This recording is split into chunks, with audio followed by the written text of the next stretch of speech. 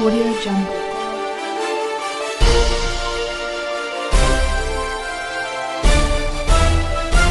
Audio Jungle. On the national news from Babagbagede Imo Television this hour, first the headlines. FG okays allowance for senior staff. Labour may suspend strike. Chicago academic record, Tinubu's lawyers kick as court orders release. NLC president gives update on nationwide strike after meeting with FG. Nigerian troops puts pressure on Africa's richest man, Dangote, to emulate Samad Rabiu after a billionaire businessman reduced cement price to 3,500. I am Morire Rabila Lawa, the news in detail. The federal government on Sunday said the provisional wage increase announced by President Bola Tinubu for all low-income workers for 6 months would cut across all Treasury-paid workers. The Chief of Staff to the President, Femi Gbadagbiamila, revealed this to State House correspondent at the end of the 4-hour marathon emergency meeting with the leaders of organized labor. The compromise was reached to avert the postponed indefinite nationwide strike declared by the organized labor. Following the development, the Nigeria Labour Congress and the Trade Union Congress were expected to suspend their planned strike, slated to commence on Tuesday after discussing the resolutions with their state chapters and affiliates today.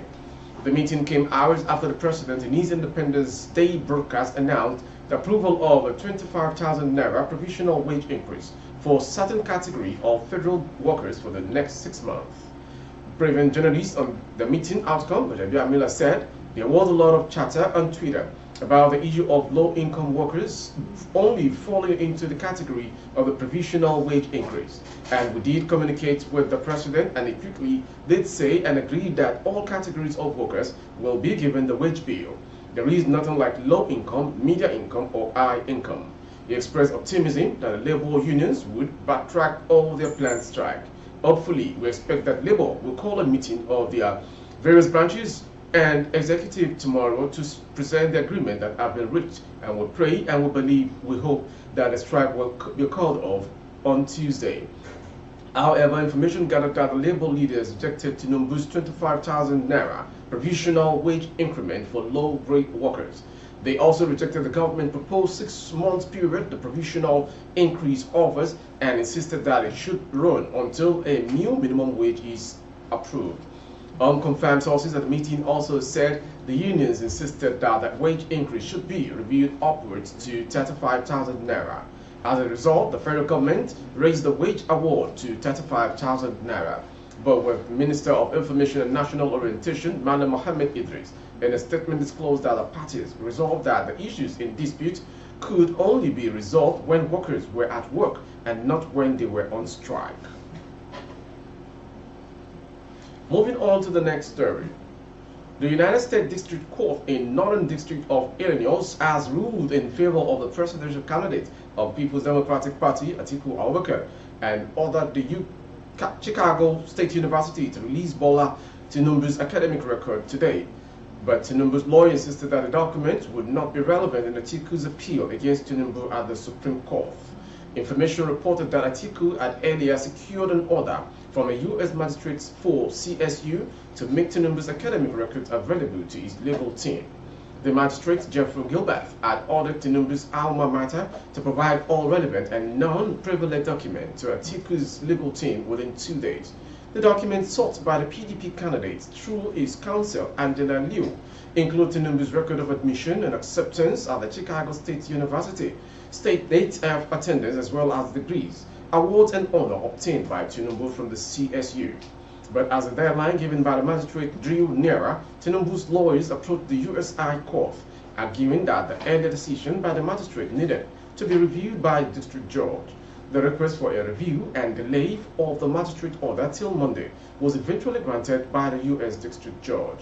Tinubu's application, filed by his New York-based lawyer, Oluwole Afolabi, advanced 2 reasons. First is that his academic records in his issue are not useful in Nigeria court as claimed by Atiku because The Nigerian election proceedings and the Nigerian courts have explicitly been unreceptive to this discovery.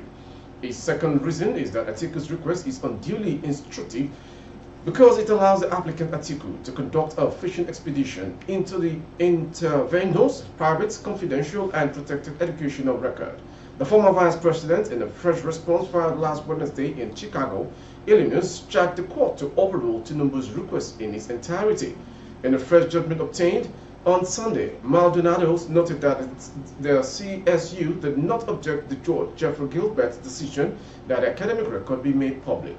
The court held that Atiku's interest outweighed any intrusion on Tinubu's privacy interest in his educational records. Moving on to the next story. The organized labor leaders in the country have resolved to consult with organs and workers first on the next line of action to be taken on the impending strike action after Sunday's meeting with the federal government delegation. It will be recalled that in a bid to avert the strike action threatened by the Nigeria Labour Congress (NLC) and the Trade Union Congress (TUC), the federal government held a meeting with the labor leaders in Abuja on Sunday. According to a statement by the Minister of Information, Mohammed Idris, after the meeting, some concessions were made by the government, including the 35,000 naira provisional wage increment for all Treasury-paid federal government workers for 6 months, committing to fast-tracking the provision compressed natural gas (CNG) buses to ease public transportation difficulties associated with the removal of PMS subsidy, removal of VAT on diesel for the next 6 months, and commencement of payment of 75,000 naira to 15 million households at 25,000 naira per month for a 3-month period from October to December 2023. The government also said workers need to be at work for the concessions to be implemented. Reacting to the government's position, NLC President Joe Ajaero said they are taking the government promises to the workers for consideration before a final decision would be announced on going ahead with the proposed strike or otherwise. Nigerian troops have called out Africa's richest man, Aliko Dangote, who is also the president of a Pan-African conglomerate, the Dangote Group, to emulate fellow businessman Samad Rabiu and reduce the price of cement to 3,500 naira per bag. As a gesture of goodwill, the management of Boa Cement, founded by Rabiu, who is also the chairman of Boa Group, a Nigerian conglomerate concentrating on manufacturing, on Sunday announced the reduction of ex-factory cement price to 3,500 naira per bag, which he said will take effect from Monday, October 2nd, today, 2023. In a statement that Boa Group published on its X account, the company said that the gesture was in keeping with its previous promise to reduce prices of cement upon the completion of its new lines at the end of the year, in order to spur development in the building materials and infrastructure sectors. Information had reported that the Boa Cement didn't stop at slashing the price of cement. It also promised that all pending undelivered orders which had been paid for at the old prices would be reviewed downwards to 3,500 naira in line with the new pricing from October 2nd, 2023.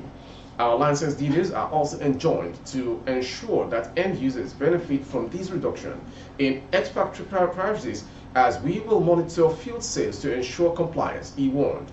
The prices of cement across Nigeria rose to 5,000 naira and above, which tremendously increased the cost of building houses amid the current economic crunch engraving ravaging the country with a devaluation of naira and fuel subsidy removal. And to the next story, the First Lady Remi Tinubu says President Bola Tinubu's government is focused on fixing the country's problems, but admitted that her husband is not a magician. With many struggling with a tripling of fuel prices, a sharp naira devaluation, and inflation now at 25%, the Nigeria Labour Congress and the Trade Union Congress, the two major unions representing industry from aviation workers and nurses to teachers and bankers, had called an indefinite strike for October 3rd because they said the government failed to address their concerns. But speaking in an interdenominational church service to mark Nigeria's 63rd independence, Remi Tinubu said her husband's government inherited a lot of challenges. However, the Tinubu administration is willing to fix the issues affecting Nigeria, she maintained. We are not here to put blame on any administration, but to fix what has been damaged. she said at the event held at the National Christian Center in Abuja on Sunday. My husband is not a magician. He is going to walk brick by brick, and I believe and hope that you will have faith in this administration. The best is yet to come for us, the First Lady added. Moving on to the next story. Some customers of fintech company Opay were on Sunday thrown into panicking mode as a video of some people complaining about fraudulent withdrawals surfaced online. In the video, some agents of Opay stormed the lender house office in the company in the Alausa area of Ikeja to protest what they described as unauthorized withdrawal from their accounts. According to them, they had been experiencing frequent unauthorized withdrawals from their accounts and they had complained to the company, but nothing was done. They said they had reported the matter to the police to help them in recovering their stolen money. The video prompted many to be worried about the safety of their money in a digital bank. However, a check on the video shows that it first surfaced online in August 2021, which shows that the event was not recent. Opay also on Sunday reacted to the video by saying it was old. However, the company's clarification came too late for some customers who had, out of panic, withdrawn all their money from the fintech account to avoid falling victim. Reacting to the company's clarification on the video, a customer of Opay identified as Olariwaju Abayakin said, "I have been a victim of many scams recently. Thank God I was able to move my money out of your account. Communication is key. Learn to communicate with your customers when you have issues or crises." Assuring their customers that the platform is secure and their money is safe, Opay in a statement released on Sunday stated, "Our attention has been drawn to a certain old video that resurfaced on some social media platforms regarding alleged fraudulent activities on some Opay agent accounts. We wish to state that the allegations are dated and have been resolved in collaboration with all relevant stakeholders. We implore our customers and the general public to ignore and disregard the video as its contents." And to the next story. A yet-to-be-identified man died on Sunday in an accident involving 16 persons at the Magboro bus stop along the Lagos-Ibadan Expressway. 7 other passengers were said to have been injured in a crash that occurred around 7:50 a.m. Information gathered that the 2 vehicles, Mercedes-Benz ML350 with number plated AKD 424HH and a Volkswagen commercial Bus with plate number KSF 934YA were involved in the accident. According to an eyewitness, Opay Milati, the accident occurred when the Mercedes-Benz collided with a commercial bus that was parked at the bus stop while trying to avoid a road user. What happened was that the driver of the Benz tried to avoid hitting a road user who wanted to cross the road, which resulted in a loss of control.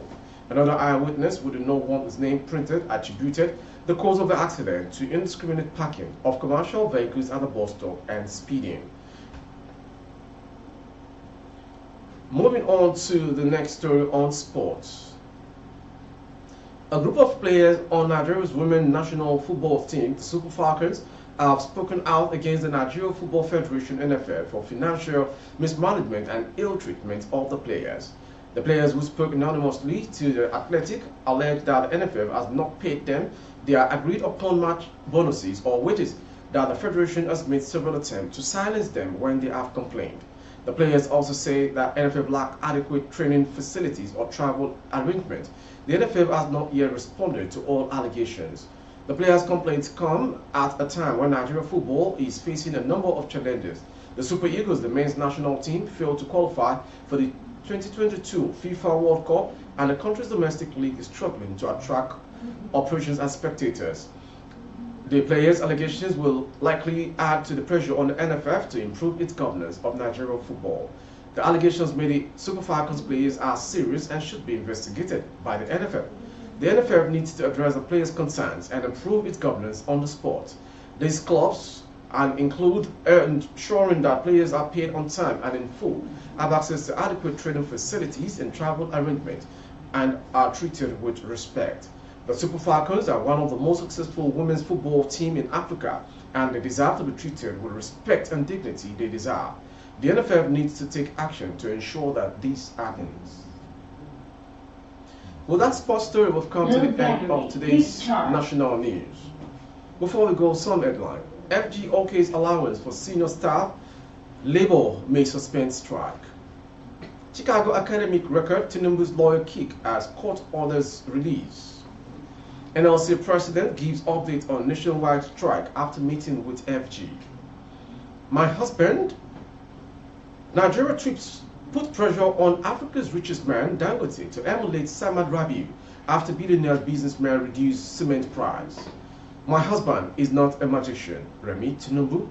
And on sport, we brought to you NFF under fire as Super Falcons players speak out on financial woes.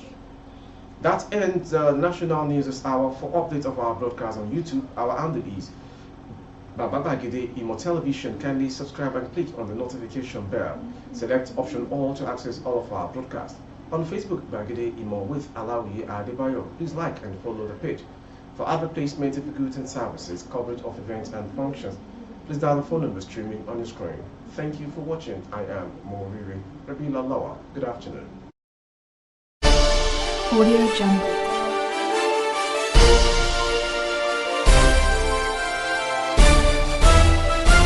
Audio Jungle.